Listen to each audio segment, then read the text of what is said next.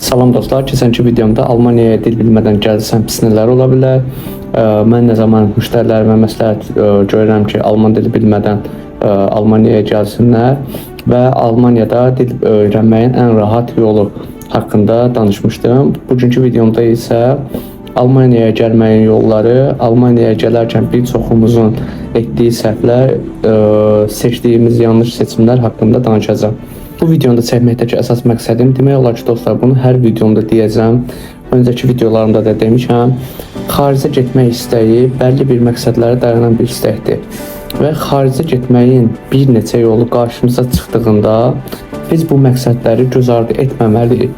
Həmişə, yəni bizim öncəliyimiz, bizim bu məqsədlərimiz olmalıdır və bizə bu yolları təklif edən insanlara biz bu məqsədlərimizi yerinə yetirə biləcəyikmi orada? Yəni gedib o məqsədlərimizi çata biləcəkmi? İlk öncə bunu soruşmalıyıq onlardan. Və o insanlar Almaniyaya bizə getməyin yolları haqqında təkliflər etdiyində, o insanlar dediyim viza dəstəkçiləri mənim kimi və yaxud da bir başqası kimi təkliflər etdiyində, aha, okey, bu mənim yolumdur deyib qəbul etməmək lazımdır. Öncə təkliflə öz məqsədimizi birləşdiririk, qarşılaşdırırıq daha doğrusu. Onu Almaniyada yaşayan hər hansısa bir insana soruşuruq, tapa bilməsə internet üstündə araşdırma eləyirik və beləliklə qərar alırıq. İndi isə biz bu yanlışları necə edirik, bu haqda danışım. Dostlar, ümumiyyətlə yəni bizim Almaniyaya gəlməyimizin bir neçə yolu var, viza növləri yəni. Bunlardan biri Ausbildungdur, digəri diplomlu və yaxud da ki diplomsuz işçi vizası, mövsümi işçi vizası, bunlar var və bunların hər birinə uyğun olaraq bizdən sənədlər tələb edirlər. Məsəl üçün, mən universitet oxumamışam, universitet diplomum yoxdur, Almanca dil biliyim var və 11 illik atestatım var, məktəb atestatım var və bizə öncə deyirlər ki, əlimizdə diplomlu işlər var, yəni diplomlu olaraq müraciət edə biləcəyimiz işlər var.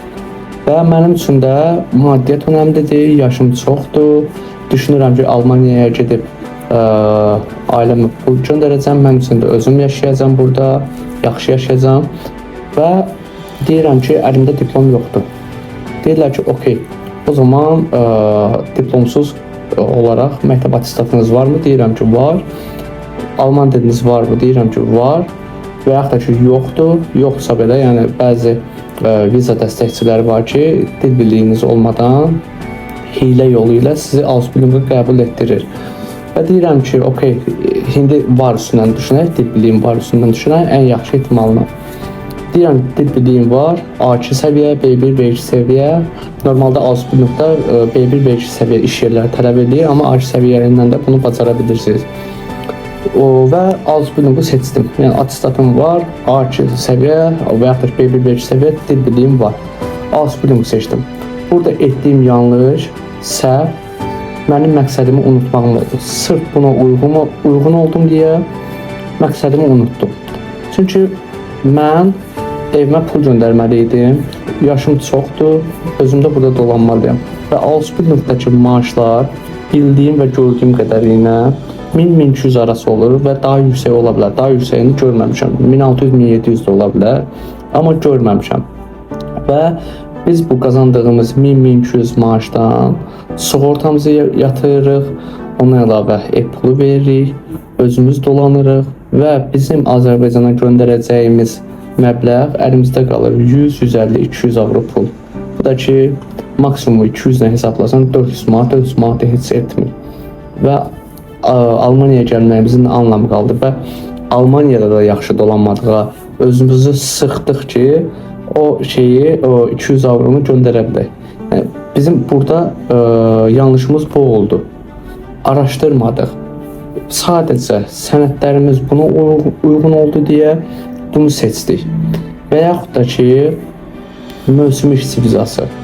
Mövsümi işçi vizasında belə deyim, ümumiyyətlə nədir? Sezonluq işlər olur. Fərqi yoxdur nə iş, daha çox kənd təsərrüfatı işləridir ki, bəlli bir aralıqda sizə ehtiyacı var və sizə verdiyi iş müqaviləsində bəlli bir aralıq olur. Deyir ki, qardaş və yaxud da ki, xanım, sən bu aralıqda gəlib məndə işləyəcəksən və bu müddət bitdi, Azərbaycana geri qayıtmalısan. Və sizin də əlinizdə universitet diplomu yoxdur, bu yolu seçdiniz. Bu yolu seçdiniz və gəldiniz bura, işlədiniz. Ausbildunga baxanda yenə də yaxşıdır, amma dezavantajları da var, onu da deyəcəm. Maaş baxımından Ausbildunga baxanda yaxşıdır. Maddiyyatınızı qarşıladınız, okey? Maddiyyatınızı qarşıladınız, evə pul göndərdiniz. Amma sizin də bir məqsədiniz var idi ki, mən Almaniyaya gedəcəm, uzun müddətli qalacağam, işləyəcəm, orada qalacağam, oturum alacağam və davamlı orada yaşayacağam, sonra ailəmi də yanıma gətirəcəm. Artıq bu istəyinizi bununla yerinə yetirmiş olmursunuz. Çünki universitet diplomunuz yoxdur, diplomunuz yoxdur deyə oturum ala bilmədiniz, yəni işçi vizasına keçirib onu oturum ala bilmədiniz və yaxud da ki, Ausbildunga çevirsəniz belə yenə də maaşı azdır, ailənizə baxa bilməyəcəksiniz. Ən son çarə böyük ehtimal Ausbildunga çevirəcəksiniz ki, biraz daha qalın, nəsə edərəm. Yenə də ailənizə az pul göndərmiş olursunuz və özünüz də rahat yaşamış olmursunuz burada və beləliklə yanlış seçim etmiş oldunuz. Ausbildunga baxdığımızda mövsümi işçi vizasının avantajı nədir? Maaşının Ausbildungadan daha yüksək olmağı, dezavantajı isə əgər əlinizdə hər hansısa bir məktəbi diplomu, universitet diplomu yoxdursa, Azərbaycana qayıtmalısınız və məsələn elə adam var ki, okey, bunu da nəzərə almaq lazımdır. Elə adam var ki, həqiqətən də deyir ki, mənim əlimdə, mən sadəcə mövsümi işçi vizasına uyğunam və eybi yox. Yəni gəlim işləyim, 8 ay, 6 ay sonra qayıdım Azərbaycana, yenidən viza dəstəkçilərinə müraciət edeyim, yenidən hər hansısa bir iş yerinə qəbul alım, yenidən gəlim. Yəni bu hər 8 aydan, 6 aydan bir bu insan ödəniş edib ki, pul qazanmağa razıdır və bu baxımdan o insan üçün avantajlıdır. Növbəti etdiyimiz yanlış seçimlərdən biri isə yenə də məqsədlərimizə dayalı bir səhvdir. Sizin hər hansısa bir bacarığınız yoxdur, təcrübəniz yoxdur, universitet diplomunuz yoxdur və sizə atestatla hər hansısa bir işçi vizası təklif olunur. Və siz bu işçi vizasını Almaniyaya açılan qapı olaraq görürsünüz, bu təklifi qəbul edirsiniz. Amma gəldikdən sonra təcrübəniz yoxdur deyə işdən çıxarılırsınız, dil biliyiniz yoxdur deyə çətinlikləriniz yaranır, həmçinin də başdan anlaşmadınız ki, bu iş yeri məni dil biliyim olmadan qəbul edəcəkmi ya yox. Və gəldiniz, sifarişi də anlamadınız, sizdən olan istəkləri də anlamadınız, işdən çıxarıldınız, özünüzü soxdunuz çətin vəziyyətə.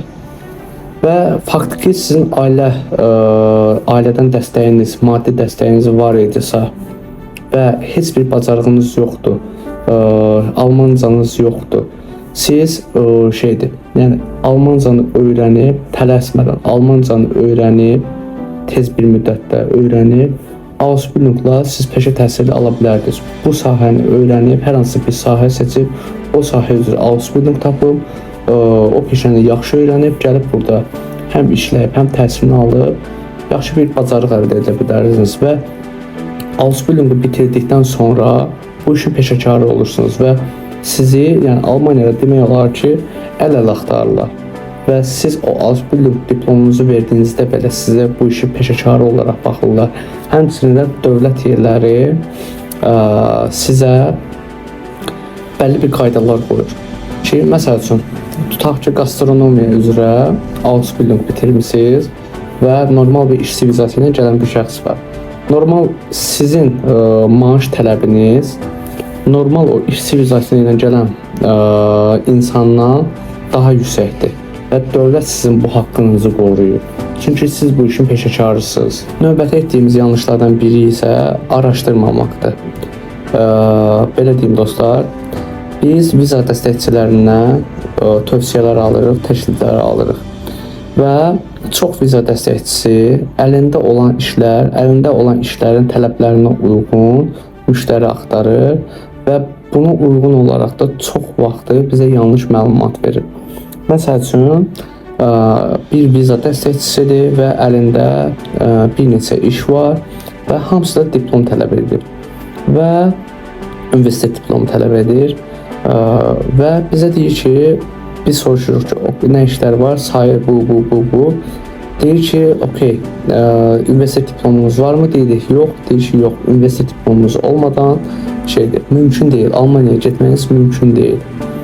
Ya sizi o şeyə yönləndirməkdən ötürü deyir, ya da ki, yanlış məlumatı var. Yəni həqiqətən bilmədən yanlış məlumat verir sizə. Yəni elə bilir ki, Almaniyaya diplomsuz gəlmək olmur. Və siz də bu məlumatı öyrənirsiniz, araşdırmırsınız və əlinizi qolunuzu çəkib oturursunuz ki, okey, mən diplomsuz olaraq Almaniyaya gedə bilmərəm. Amma həqiqətən də çox görürəm. Yəni canlı yayım açıram, iş təkliflərini yazıram. Müştəri canlı yayımda sual verir ki, bəs nələr tələb olunur? Deyirəm ki, məsələn, attestatım, orta məktəb attestatım. Ya deyir ki, yalancısan sən, mümkün deyil, diplomsuz. Ya da deyir ki, ayda, mən nə qədər vaxt gözləmişəm, mənə belə bir məlumat vermişlər və bu qədər ilini badə verdi, boşa keçirdi. Amma fakt ki, gələ bilərdi bura. Və yaxud da ki, tam əksi. Sizin universitet diplomunuz var, hətta Almaniyada tanınır da, hər hansısa bir viza dəstəkçisinə yazmışsınız və viza dəstəkçisinin əlində diplomlu işlər yoxdur. Diplomsuz işlər var. Orta məktəb attestatı ilə və təcrübəyə dayalı işlər var. Sizə deyir ki, yox qardaş, diplomlu viza növü olmur ki, şeydir. Hamısı attestatla, təcrübə ilə olur. Və sizi 19C və yaxud da ki, mövsüm işçi vizasına yönləndirdi bu. Və sizin də əsas məqsədiniz Almaniyaya gəlmək, yüksək maaş qazanmaq, okey, bunlarda da yüksək maaş var. Ailənizə pul göndərmək burada da var. Amma belə bir məqsədiniz də var ki, oturma müraciət edib, aldıqdan sonra, əldə etdikdən sonra ailənizi ailə birləşimi sənədləri ilə Almaniyaya gətirmək. Və sizin belə bir çətinliyiniz olacaq. Bu mövsümü də yoxdur. Yəni bu öncəki saydıqlarım mövsümü də yoxdur. Amma yəni universitet diplomunuz var. Belə bir çətinliyiniz olacaq. Öncə bunu deyim. 19C ilə gəlmisiniz. Tam hər hansısa bir mənbədən oxumamışam. Uzun müddətdə burada yaşayanlardan eşitdiyim bir məlumatdır. Tamamilə eşitdiyimə əsasən deyirəm bunu.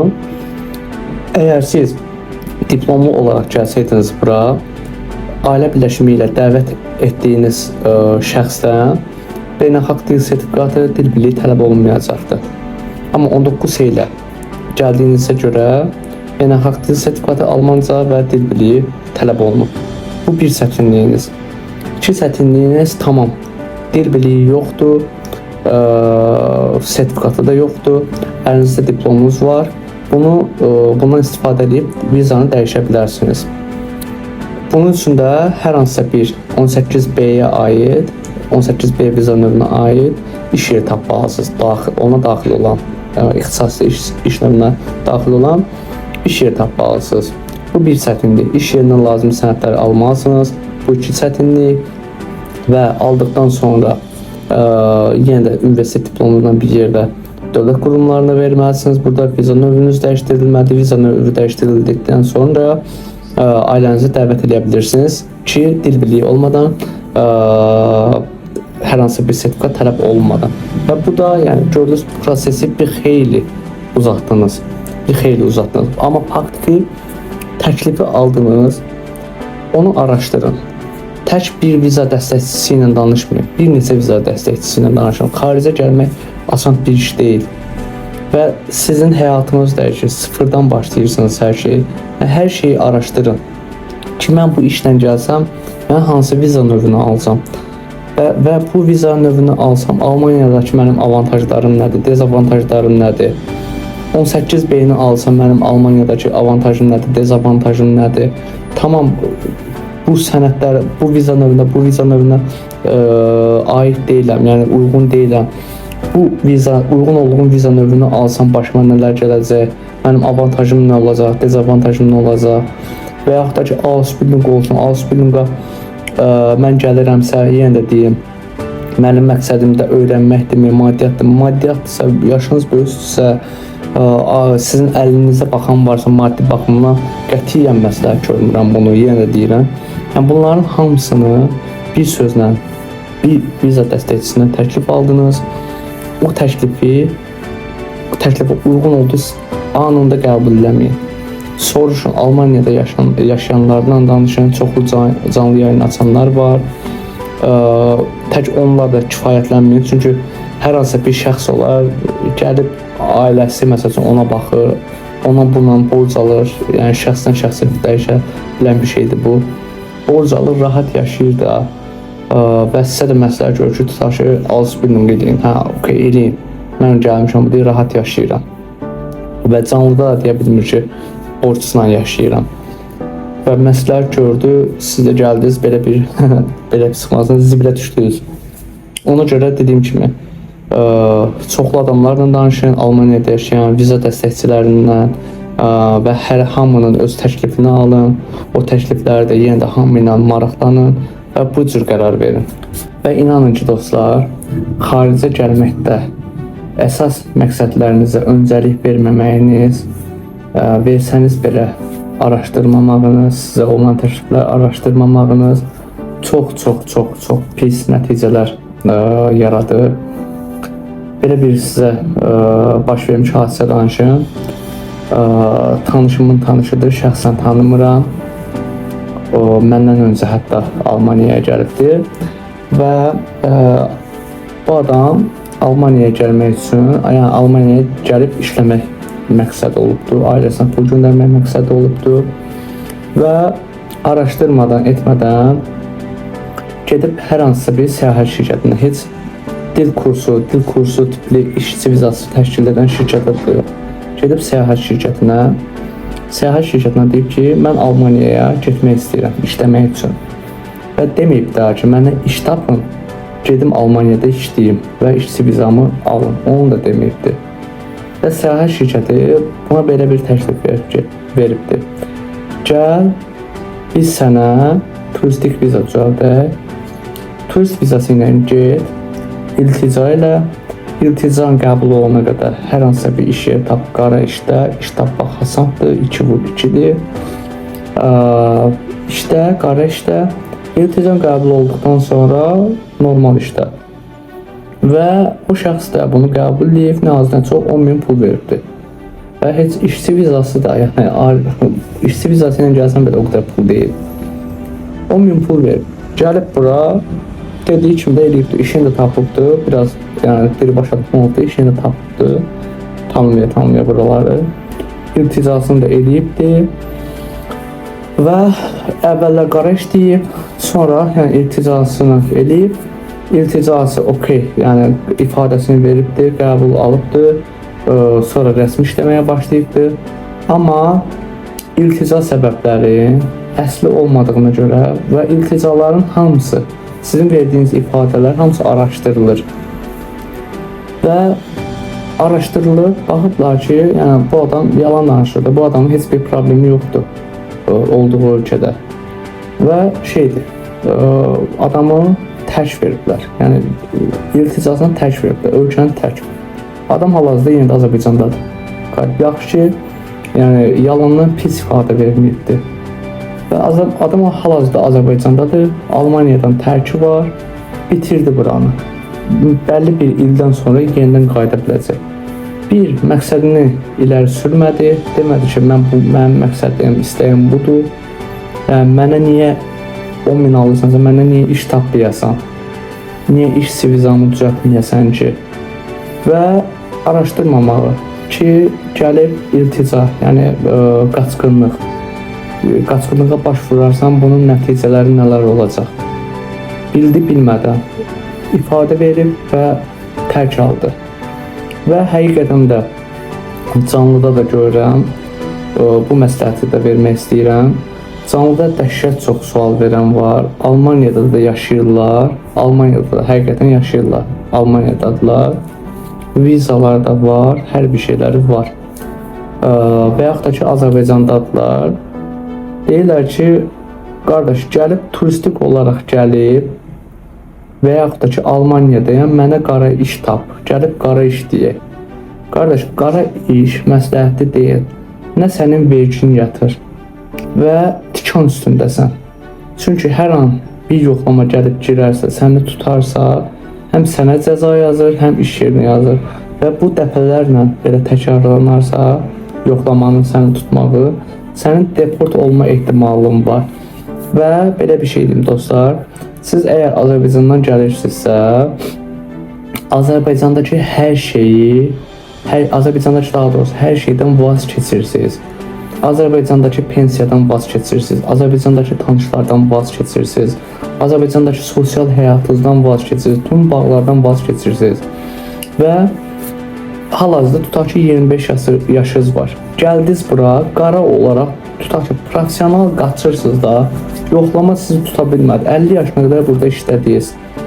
Və Azərbaycanda da heç nə işləməmisiniz. Azərbaycanda sizi tanıyan heç kim yoxdur. Artıq uzun müddətdir buradasınız. Nə dost sevrə var, nə dayday var. Dayday qalmır o vaxtda. 30 ildir tutaq ki buradasınız. Professional da qaçmısınız, yoxlama da sizi tutamıydı.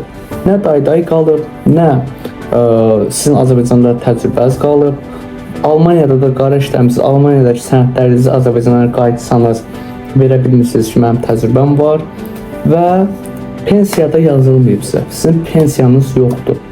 Siz 50 yaşdan sonra da enerjiniz yoxdur. 50, 55, nə bilim 60 pensiya yaşınızda deyim.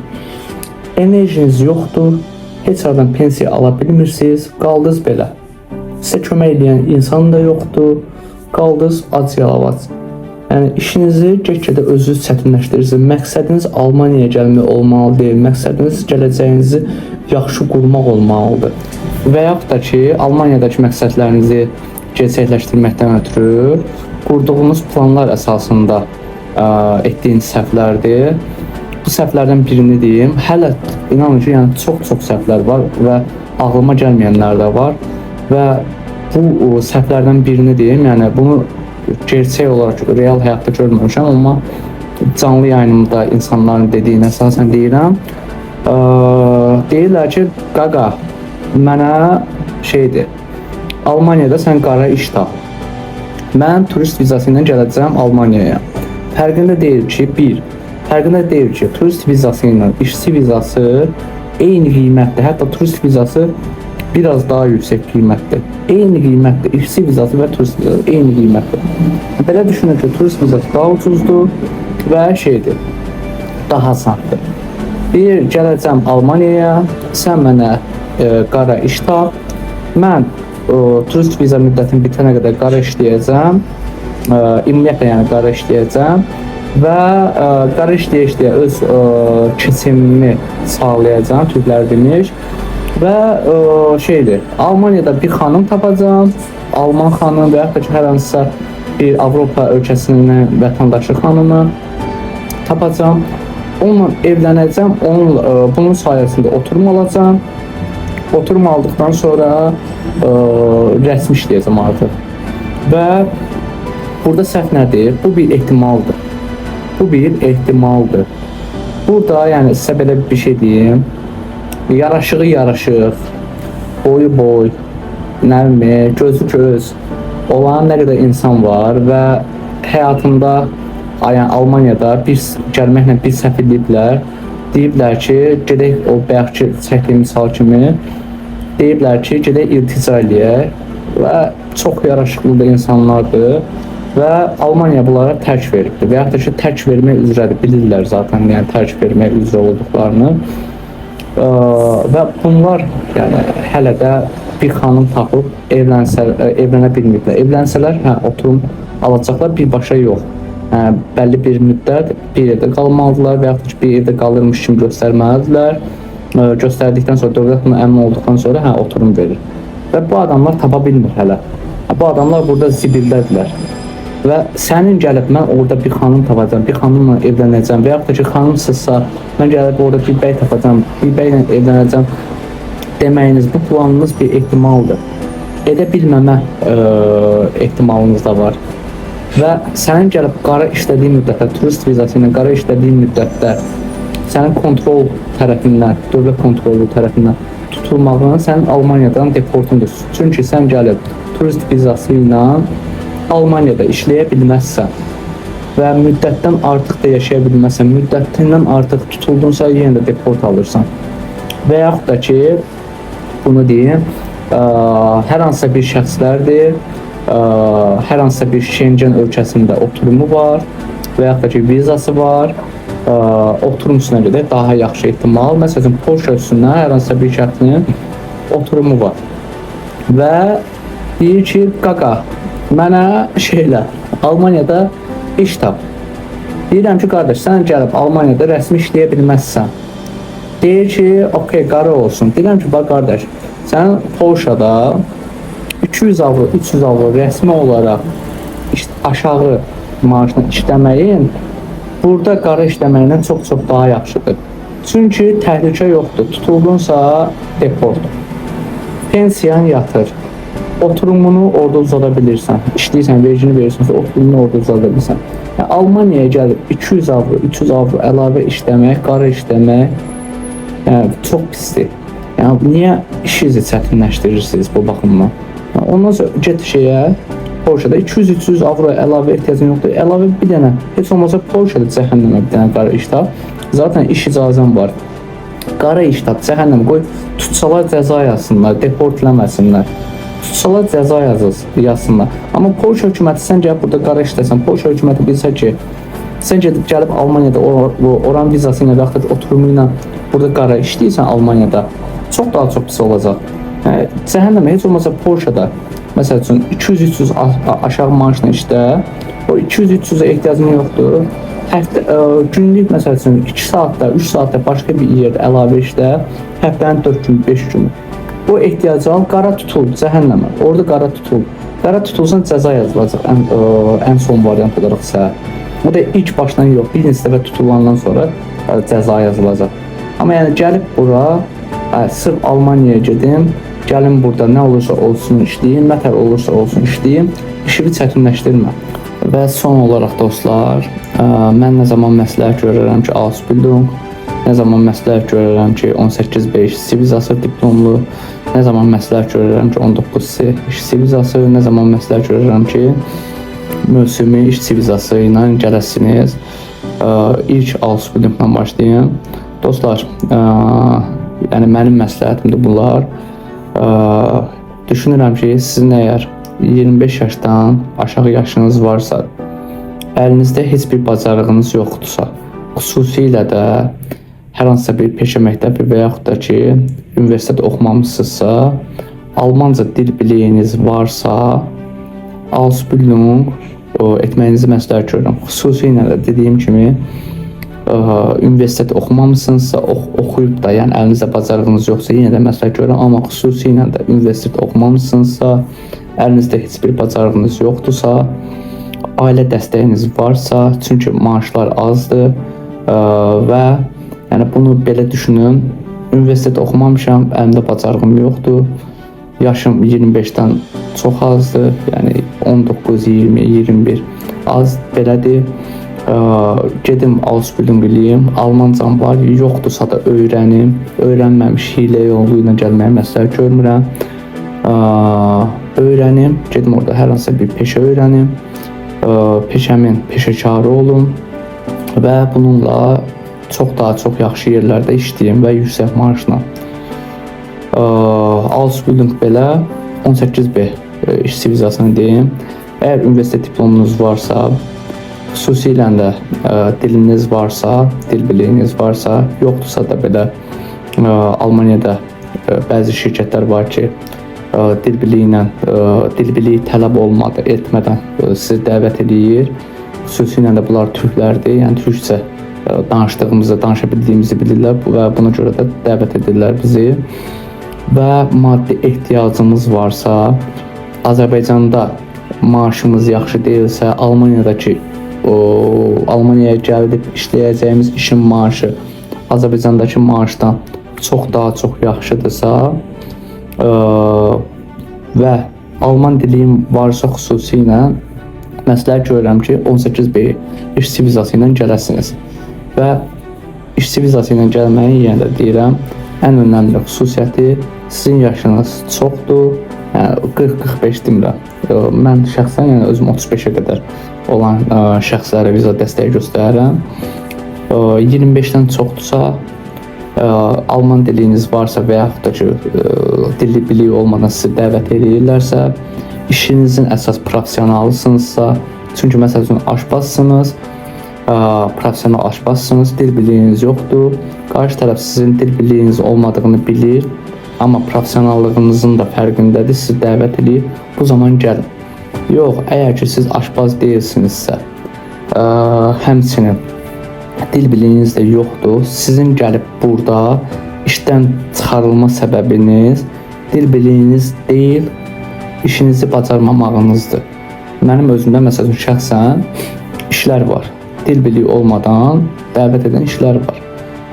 Burada mən gətirdiyim heç bir işçi dil biliyin yoxdur deyə işdən çıxarıla bilməz. Amma işi bacarmırsan deyə çıxarıla bilər. Mən dil biliyin olmadan işdən çıxarılmazsan garantiya verirəm, amma gəlib işi bacarmazsan, işdən yenə də çıxarılmayacaqsına garantiya verə bilmirəm. Dediyim kimi, işinizin professionalsınızsa, peşəkarlısınızsa, dil biliyiniz yoxdursa və yaxud da ki varsa, maddiyyata önəm verirsinizsə, zaten bacarığınız var deyə maddiyyat ausbildingi məsləhət görmürəm. Maddiyyata önəm verirsinizsə, yəni əlinizə baxan varsa, Azərbaycanda pul göndərəcəksinizsə, xüsusilə də 18B-ni ailə birləşimi edəcəksinizsə, çünki öncəki dəqiqələrdə də dediyim kimi 18B-də ailə birləşimi ilə dəvət etmək istədiyimiz şəxsin tələbləri, şəxsi olan tələblər daha asandır. Ailə birləşimi etmək istəyəcəksinizsə 18B işçi vizasını məsləhət görürəm. 19C işçi vizasını nə zaman məsləhət görürəm? 18B-nin eynisi ailə birləşimi daxil, maddiyyata önəm verirsiniz, yaşınız çoxdur, dil bilirsiniz və yaxud da ki bilmirsiniz, bilsəniz daha yaxşı olar, işinizin peşəkarısınız, amma universitet diplomunuz yoxdur. Bu zaman 19C işçi vizasını məsləhət görürəm. Gəldik mövsümi işçi vizasına. Mövsümi işçi vizası tamam, yəni 19C işçi vizası ilə şərtləri eynidir. Lakin sizin istədiyiniz iş 19C viza növü üzrə yoxdursa, istədiyiniz iş sizi mövsümi işçi vizası ilə dəvət edirsə və gözə alırsınızsa ki, mən gələcəm bura iş yerinə 8 ay və yaxud da ki 6 ay işləyəcəm, işimi o qədər professional görəcəm, iş yeri məndən məmnun qalacaq və 6 ayın bitdiyində Azərbaycana gedəcəm, iş yeri yenə də o işlədiyim iş yeri yenə də mənə dəvət verəcək. Hər hansısa bir viza dəstəyi göstərən şəxsə və yaxud da ki özüm araşdırıb öz viza dəstəyimi özüm eləyəcəm, səfirliyə yenə də müraciət edib yenə də viza alıb gələcəm. Yəni buna razısınızsa 18 mövsümi işçi vizasını məsləhət görürəm. Və yaxud da ki məsəl üçün o iş yeri olmasın, yəni buna razısınızsa ki, gəldim 6 ay, 8 ay işlədim, bu iş yeri artıq məni işlətmək istəmir. Qayıdacam Azərbaycana, hər hansısa bir viza dəstəkçisi ilə və yaxud da ki özüm iş tapacam mövsümi olaraq, lazım sənədləri alacam və yaxud da ki viza dəstəkçilər verəcəklər, işimi görəcəklər, yenə də ödənişlərini edəcəm. Yəni buna razısınızsa mövsümi işçi vizasını məsləhət görürəm. Yəni belə deyim də, tutaq ki maaşınız 1500, 2300, 2500 arasıdır mövsümi işdə və gəlirsiniz 8 aylıq viza almışsınız. Bunun elə bir ki 8 ay vurulsun, tutaq ki 1500-dən götürüm, 8 vurulsun 1500 maaş qazanmışsınız və Azərbaycanda da viza dəstəkçiləri, yəni Azərbaycanda pulunuzu göndərmişsiniz, yaxşı keçinirsiniz, yəni o pulu öyrəşmişsiniz artıq. Azərbaycanda da viza dəstəkçilər yenə də sizə işlər təklif edə bilirlər və 8 ayda qazanmışsınız, o qazandığınızdan 2000 ayıracaqsınız, 2000-2500 ayıracaqsınız, yenə də qayıdacaqsınız Azərbaycana, yenə də 2000-2500 hər hansısa viza dəstəkçisinə verəcəksiniz və yaxud da ki özünüz işi tapıb özünüz öz işinizi görəcəksiniz və beləliklə yenə də görəcəksiniz, ya 6 ay ya 8 aylıq viza ilə işləyəcəksiniz. Yəni bunu gözə alan insanlar da var. Bununla yanaşı dostlar, əgər ki siz xüsusilə də IT sahəsindəsinizsə və yaxud da ki mühəndissinizsə, Blue Card deyilən bir viza növü var. Blue Card viza növü ilə gəlib Almaniyada işləyə bilərsiniz. Təbii ki, öncə iş yerini tapmalısınız. İş dəvəti ilə bu Blue Card-ı alırsınız və viza növü olaraq Blue Card yəni digər viza növlərinə nəzərən çox yüksək statusdadır və maaşı da ki digər viza növlərinə aid olan işlərdən daha çoxdur və yaxud da ki bir digər variant şans kartıdır. Əgər ki siz professional bir bacarığa sahibsinizsə, hər hansısa bir iş sahəsinə aid olaraq və iş yeri tapa bilməmisinizsə, iş yerindən dəvət ala bilmirsinizsə, heç bir iş yeri yoxdur, tapmamısınız. Bununla siz şans kartına müraciət edə bilərsiniz. Şans kartı nədir? Mənim professional bacarıqlarım var. Əlinizdə hansı ki sertifikatlar, diplomlar və yaxud da ki peşə məktəbi diplomları var və Alman diliniz var xüsusilə də. Həmçinin Almaniyada sizin hər hansısa bir qohumluq bağı olan şəxslər var və yaxud da ki dostunuz var. Bu şəxslər tərəfindən sizə yazılmış rəsmi məktub olsa daha yaxşıdır. Çünki belə deyim, şans kartı bal sistemi ilədir. Universitet diplomunuz oldu, səhv etmirəmsə 2 bal. Ondan əlavə bacarığınıza dair hər hansısa bir sertifikatınız oldu, 2 bal. Dil biliyiniz oldu, 2 bal. Sizi xaricdə, yəni iş tapmağınıza köməklik göstərə biləcək bir şəxs oldu, qohumluq bağı olsun və yaxud da ki dostluq olsun. Bu şəxslər sizə məktub yazır ki, hə, gəl, mən buradayam, məsəl üçün də qalmağa evini tapacam, həmçində iş tapmağını köməklik eləyəcəm. Bu 2 bal. Yəni beləliklə hər bir avantaj sizin üçün 2 bal gətirir. Səhv etmirəmsə 15 bala qədərdir və minimum 6 bal yığmalısınız. Beləliklə dostlar, bugünkü videom bu qədər. Bir sonraki videomda inşallah ki düşünürəm Almaniyaya gələn insanlar nələr etsələr daha yaxşı olar, nələr etsələr daha özlərini inkişaf etdirərlər, həmçinin daha qabağa gedərlər. Bu haqda danışacağam və nələr etməməlidirlər. Bu haqda danışacağım inşallah. Gələn görüşlərə dək. Sağ olun.